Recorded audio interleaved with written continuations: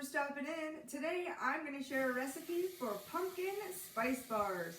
Let's head over to the stove. To start our pumpkin spice bars, we're going to add some sugar, 1 whole can of pumpkin, the smaller can, raisins, and then in here I have my cinnamon, my nutmeg, my cloves, and my salt. I'm going to get all of this stirred together.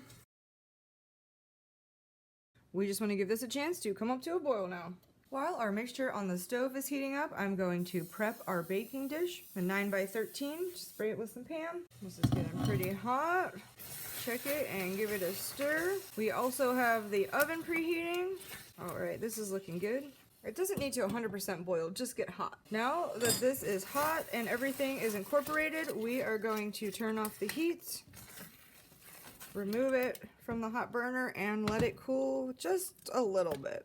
Now that this is cooled slightly, we are adding a tablespoon of apple cider vinegar. Stir that in. Here is my flour, and this is my baking soda.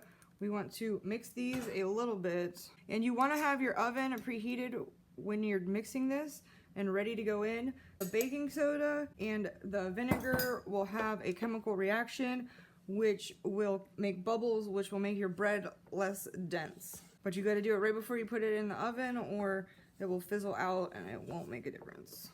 You just want to mix it until everything is mixed together. It already smells wonderful. All right, now into our greased baking dish. You're gonna want to spread it out. It is a very thick batter. This is going in our oven, and then we will make our glaze. All right, for the glaze, I've got some powdered sugar here. I am going to add a teaspoon or a capful-ish of vanilla. And then I am going to start with 1.5 tablespoons of water.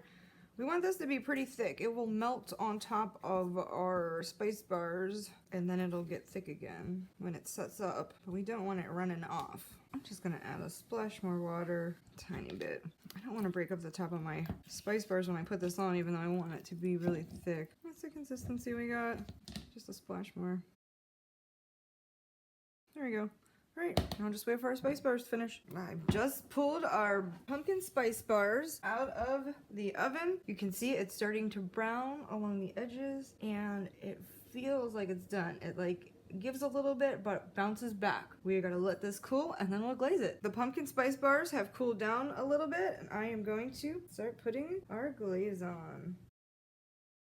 As it heats up, you can move it around gently. Don't want to break up the top of the spice bars too much.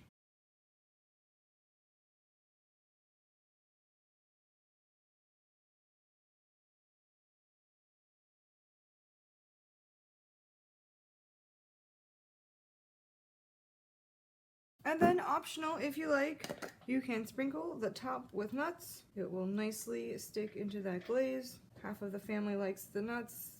We're just gonna do half. We got walnuts, but you could use whatever kind of nuts you have and like. All right, we need to let this cool the rest of the way before we cut it.